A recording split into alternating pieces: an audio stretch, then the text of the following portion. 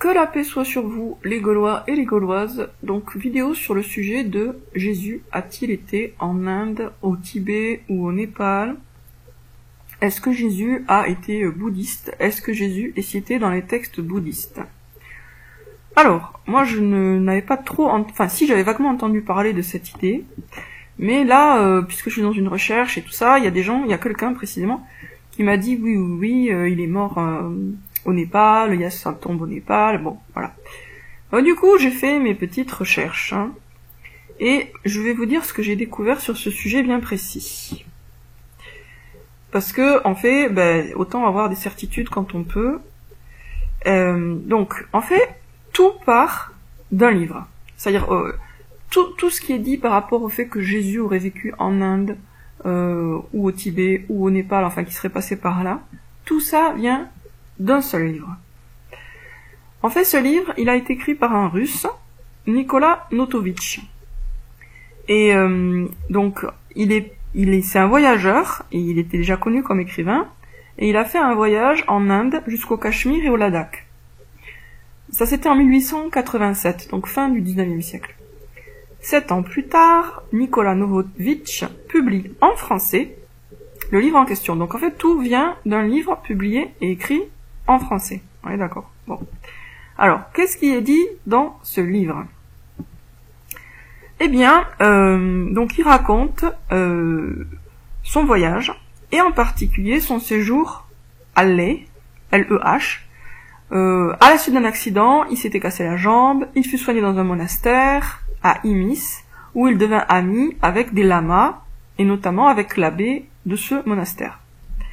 Donc l'abbé lui montre un ancien manuscrit en tibétain, selon lequel Issa, avec le nom Issa, serait venu donc ici, entre sa visite au temple de Jérusalem et le baptême de Jean.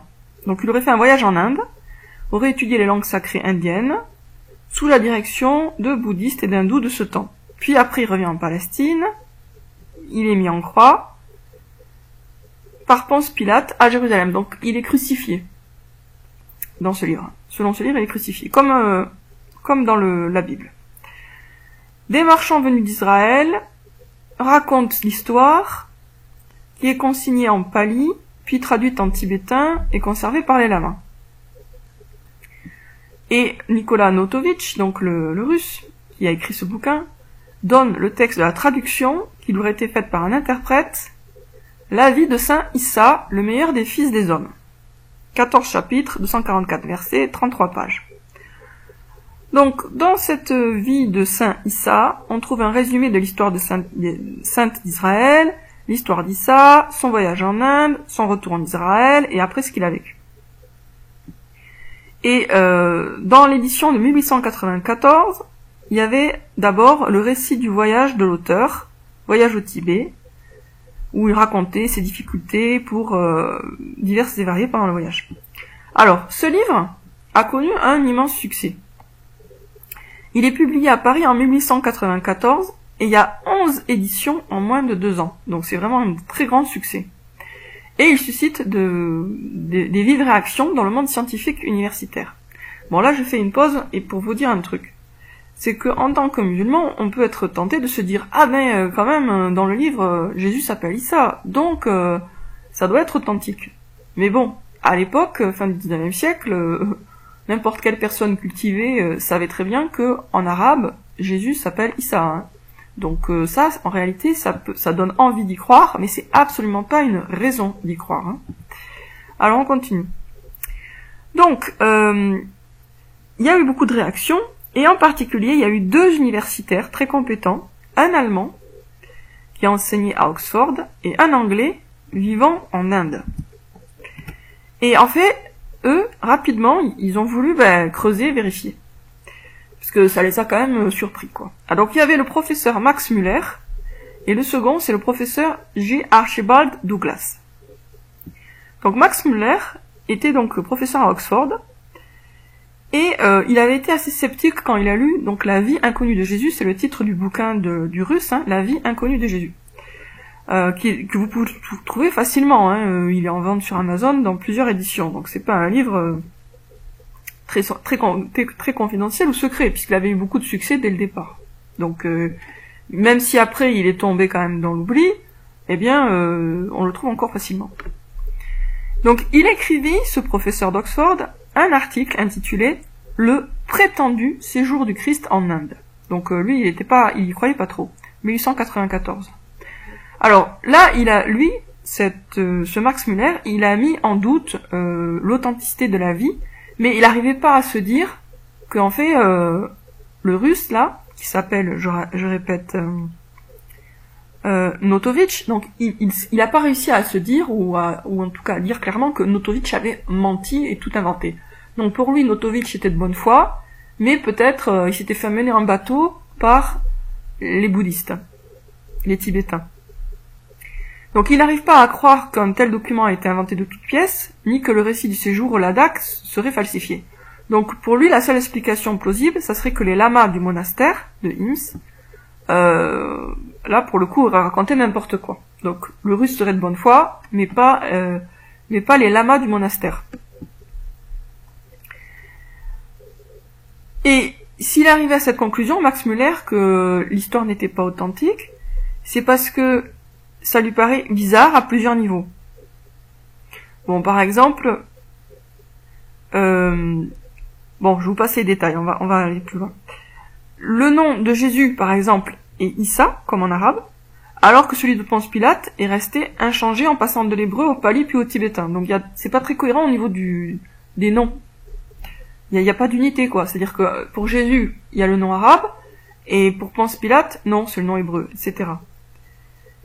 Puis alors, il y a quelque chose aussi de très curieux qu'il a noté, Max Muller, c'est que on connaît en détail toute la littérature bouddhique tibétaine, conservée dans les monastères, puisqu'à la fin du 19e siècle, 2 catalogues complets ont été publiés, dont l'un en français, et on n'y s'y trouve aucune vie d'Issa. Si celle-ci existait, elle figurerait dans le Tanjour. Elle ne s'y trouve pas.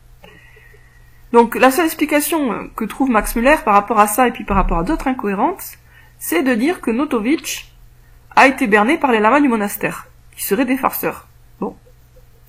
Alors après, on parle maintenant du témoignage du professeur Archibald Douglas. Donc ce professeur Archibald Douglas, une année après l'apparition de l'ouvrage de Notovitch, en 1895, il est intrigué par cette histoire, il est piqué dans sa curiosité, et il est aussi mis en appétit par les vives répliques de Notovitch, qui dit bien clairement qu'il n'est pas un mystificateur ni un faussaire, et qu'il est même prêt à faire un nouveau voyage pour prouver toute son histoire. Et donc, Archibald Douglas décide de faire lui-même le voyage, pour vérifier, puisqu'à l'époque, bien sûr, le voyage c'était pas comme maintenant, donc c'était pas très simple. Il y va.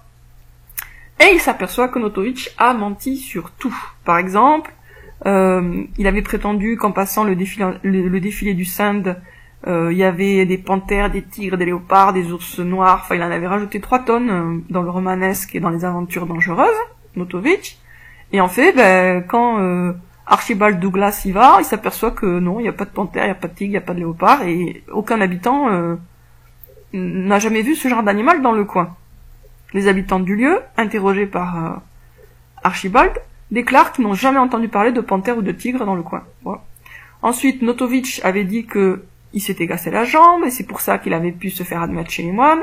Et puis, après enquête, après de l'hôpital, on s'aperçoit que Notovitch, en fait, il avait juste eu mal aux dents, une rage de dents. Le monastère était présenté comme hyper difficile à rejoindre, difficilement accessible, et là, on s'aperçoit que on s'aperçoit que, en fait, non, c'est très facile d'y rentrer. Et puis surtout,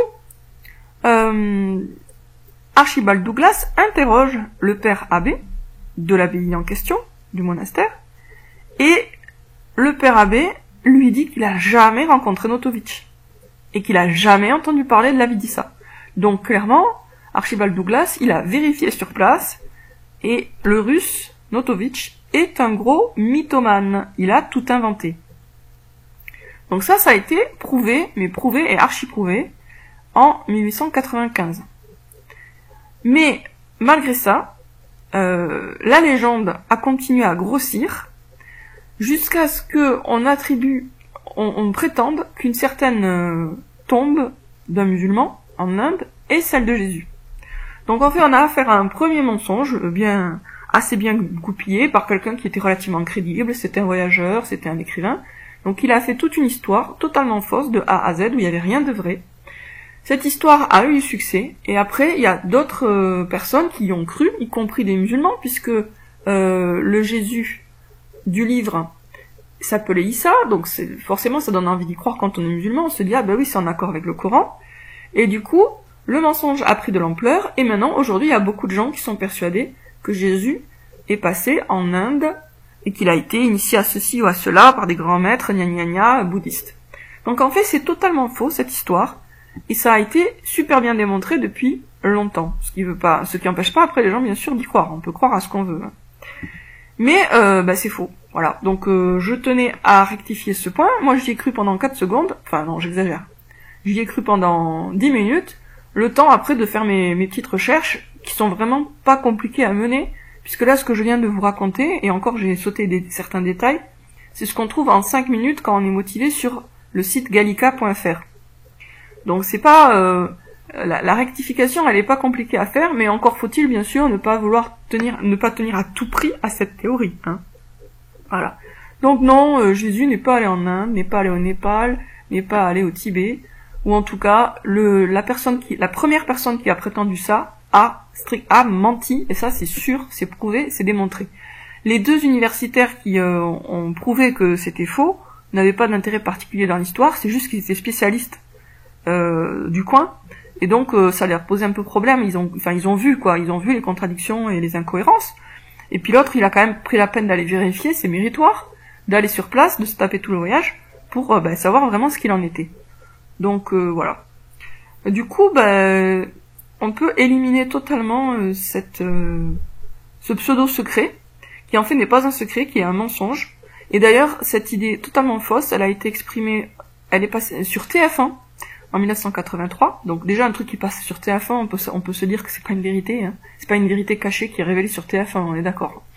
Et ensuite, ça a été aussi exprimé dans un documentaire de la BBC. Bon, là aussi, un documentaire de la BBC qui révèle un secret important et tout, non, impossible. Donc entre TF1 et la BBC, on peut déjà se dire et être sûr qu'on a affaire à une grosse escroquerie intellectuelle. Voilà. Sur ce, je vous dis à bientôt les amis pour une prochaine vidéo.